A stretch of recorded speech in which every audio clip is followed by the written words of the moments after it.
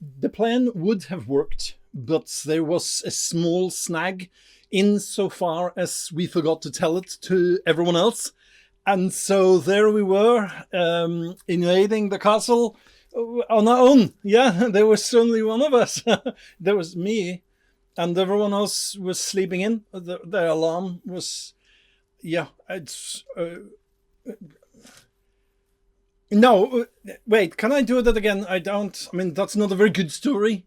I mean, everyone else died. I was the only survivor, so could I do that one again? I'll tell them a different one. Maybe about the rabbit. Yeah? Now two others? Okay.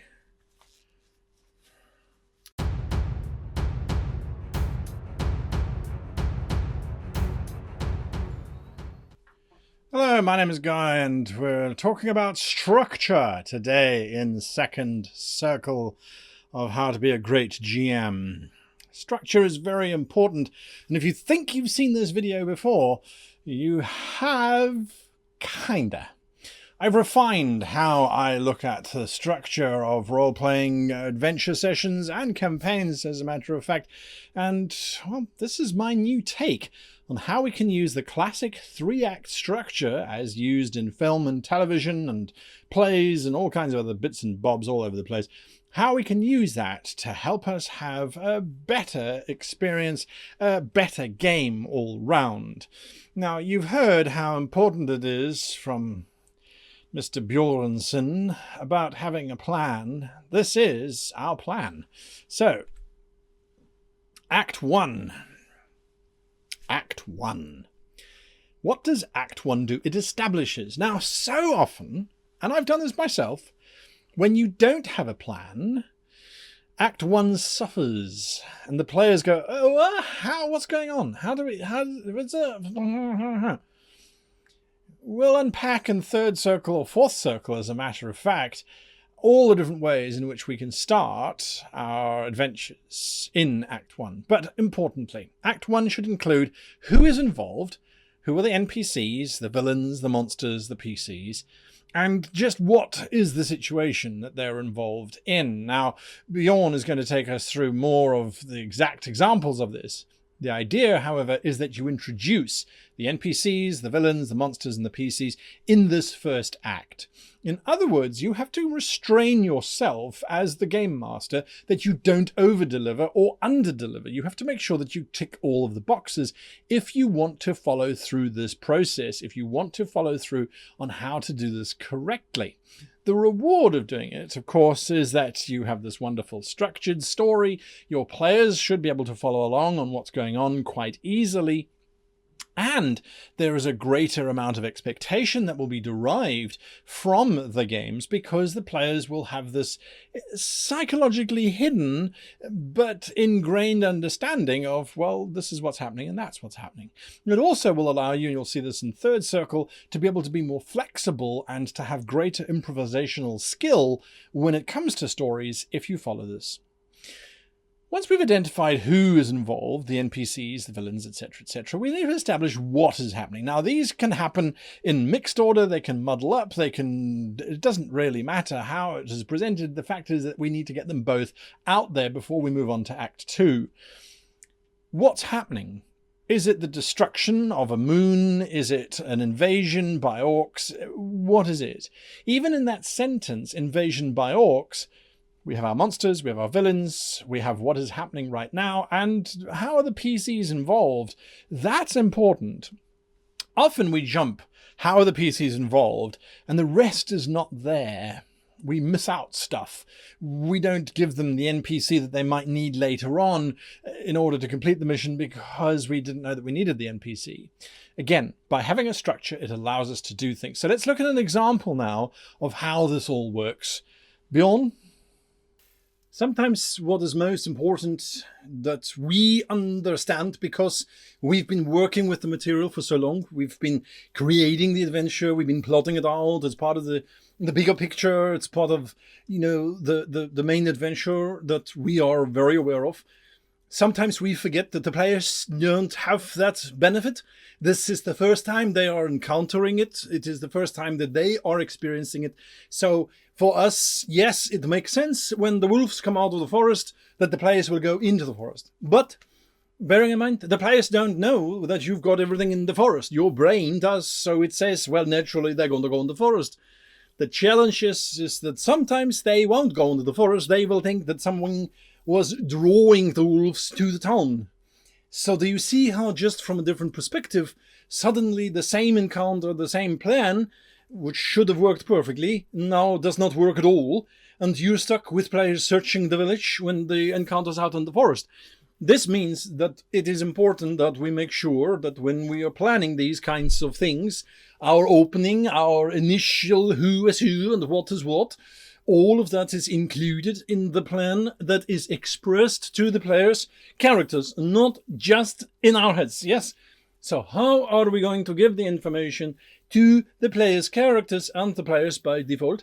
How are we going to do that? That is the most important thing that you must include in all of this information. Yeah, guys, right, about all the other stuff. I mean, of course, obviously, naturally, but include how do we give this information? How do the players learn this information so that there isn't a blunder and that one of them goes charging off into the wood and everyone else stays in the town? You know, it happens and it's not nice. No. Oh, there we go. Never say that he doesn't try. Once we've finished with all of that, we've established this is what the PCs are involved with and this is what's going on, we now move into Act 2, Part 1. Now, Act 2 can be tricky because it introduces some additional concepts which one doesn't necessarily think of as being applicable necessarily to role-playing. So we have a subplot. Now, a subplot generally in a film is where we discover something or someone is doing something completely, seemingly unrelated to the main story, but later on we discover that it was all part of it. It was just a different approach to the final solution. In subplots with regards to role-playing, I see subplots as where we introduce the needs of the NPCs. We seed information, we seed other things happening, all those kinds of wonderful things, and Professor Creasy will take us through that. But the idea is that we introduce additional forces. This could be rival bounty hunters. It could be a new faction. It could be a new leader. It doesn't matter. We introduce it at this point. Now, each and every single one of these steps, I think I should say, or should have said at the beginning actually, each and every single one of these steps is a micro adventure in its own right. It's a small adventure. It's an encounter with perhaps a combat and then a resolution. It's a little micro moment, if you like, possibly one entire session. Maybe you can put two of them into a single session, but generally speaking, it's a little adventure within your bigger adventure, if you like. And again, this helps us in terms of being able to plan properly for the session. Now, lovers or friends. Lovers is often taken as the love interest, and quite literally, if you go and watch movies from the 90s or the late 80s, early 90s into the 2000s, the love interest happens at about 45 to 50 minutes into the film. Everyone gets naked even though the world is about to end, and there's vast amounts of cameras panning out or defocusing, etc., etc. Although in the late 90s, it didn't defocus, it just stayed there, sadly. Anyway, that's not the point. The idea is that a lover or a friend, a relationship of some kind, with father and son getting together, reuniting, working together, overcoming odds, enemies becoming frenemies, becoming friends, etc. Why do we need this in our role-playing game? What is this going to add? This is our NPC investing into our PCs, sharing a little bit of information. This is the story that the PCs are telling each other as to why the PCs should care about each other. We need to give this space. We need to give this opportunity. It could be a campfire sequence, nothing more. But by adding it in, it helps to build our narrative. It builds our story. All right, Professor Creasy. Never add in too much detail. There is a time when the subplot is so convoluted and it doesn't add anything to the main adventure. Cut it out, drop it away. Although he makes it sound as if these are immutable laws, they're not. They're guidelines. They're there to help you. So if the subplot you've included is the NPC seeking their mother whilst on this journey to help the players, that's absolutely fine. It doesn't have to resolve in this particular adventure. It is seeded for another adventure later on. Don't be pressured into solving everything in a single adventure. Introduce a subplot, let it sit for a while. If the players are interested, expand it further. But make sure that it remains a subplot, not the main plot. It mustn't overshadow the main plot. So keep it back, have one little encounter that involves it perhaps, and then move on. And then later on you can include it in the third act. You've got plenty of time before you get there. And of course the love interest, oh, la romance, l'affaire, the heart, or something like that. Anyway, the whole idea of the love interest, the emotional bond, the link between the characters and whoever this individual might be, it just helps invest. It really does. And it's important to remember that sometimes it might be between the player characters. There's nothing wrong with that either. Give them breathing room to explore that kind of thing. Far too often we don't give players time for their characters to actually bond with each other. This might very well be the right moment to do it. Right, okay. Now moving on to part 2. Of Act 2. Part 2, this is the traditional adventure, if you like. This is what we all think of when we actually think of the bulk of a story. It has only occurred now 2 sections in to the entire adventure, as a matter of fact. So it's the failure point. Now, failure point is not necessarily where the PCs are defeated, although it could very well be. You have to judge your players. Now, if your players are happy with the characters being arrested, thrown into prison, being defeated, having all of their equipment stolen, those kinds of things, if you have those kinds of players, that's wonderful. And that is definitely where this would happen. The characters go into the situation without enough information. Perhaps they get defeated and sent back, scurrying with their tails between their legs. They have achieved failure. Failure could also be where they've lost sight of their target. The character simply escapes and is gone in the night.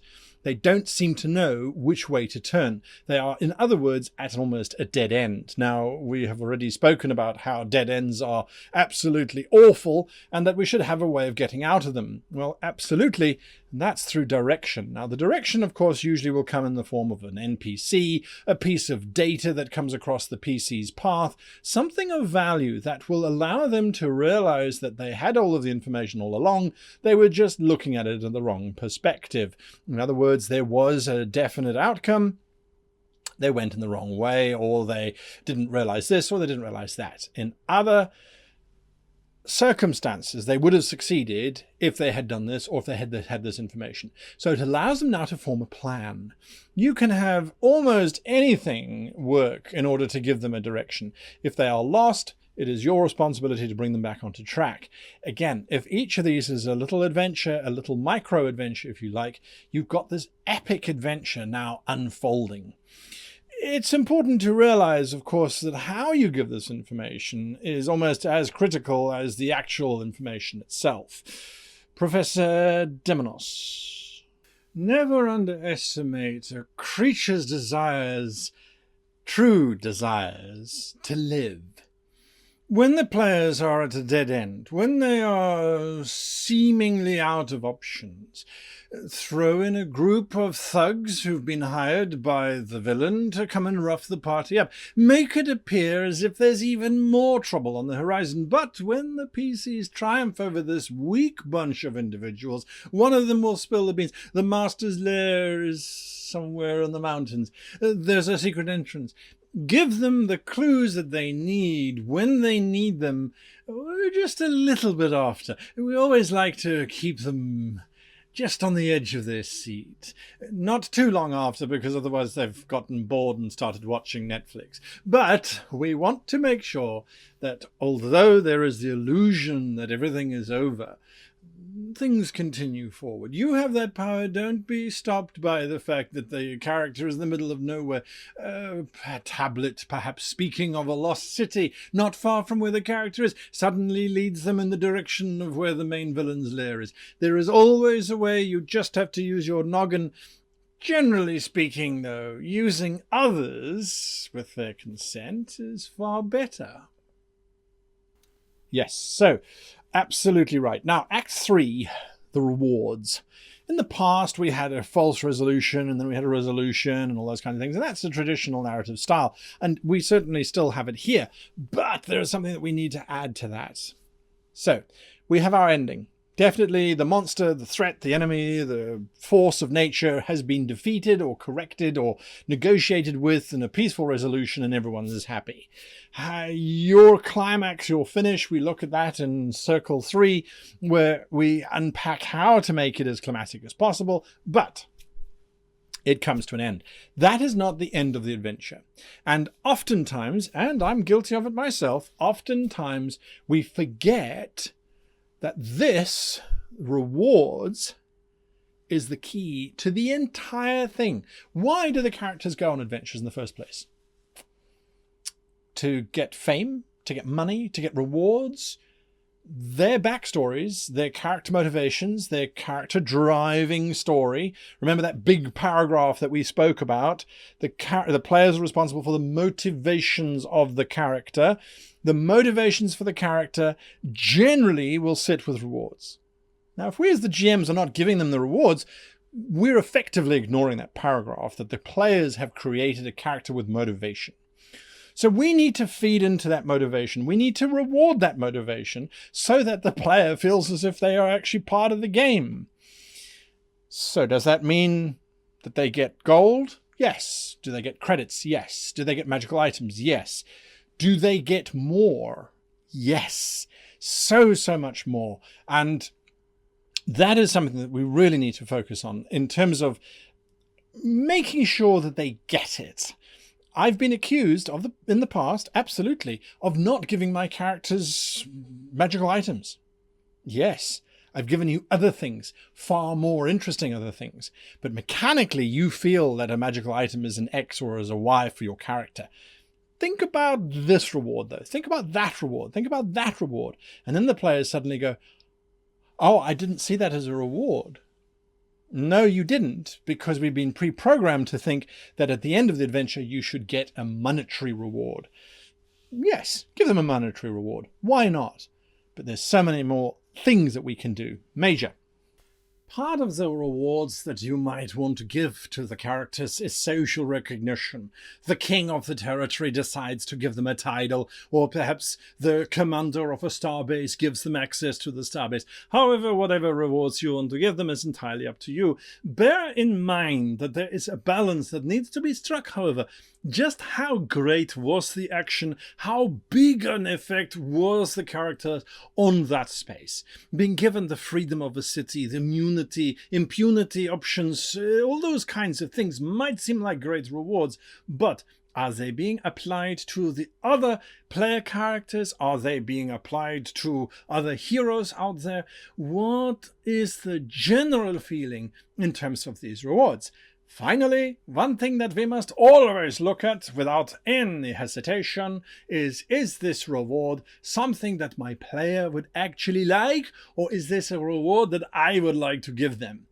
What is the difference? The difference is a player might be interested more in getting the loot, getting gold, getting clothing, getting uniforms, all those kinds of fancy baubles, which you don't place much stock in, but when you give them a title, for them it is as if you have given them something completely imaginary. Of course, the humor here is that the items that they are collecting is imaginary too. It is, however, where they place their value. And a great GM is someone who will identify what it is that the players place value in and reward them accordingly.